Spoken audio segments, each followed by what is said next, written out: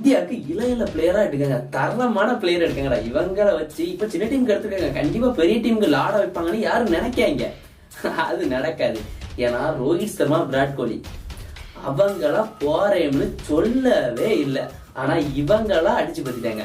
அதே மாதிரிதான் இப்போ கில்லுனா என்ன விளையாடுறாருன்னே தெரியல. எல்லா ஃபார்மேட்லயும் இருக்காரா.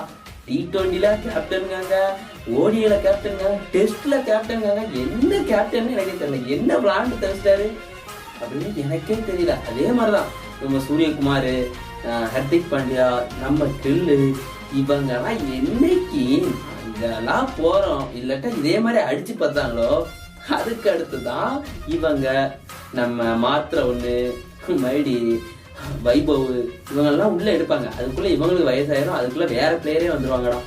நல்லா கிளட ஆன பிறகுதான் இவங்க தூர போவாங்க. அது தண்ணி இந்தியாவுக்குலாம் ஒரு சின்ன பிளேயர் ஆளுதா இருந்ததுன்னா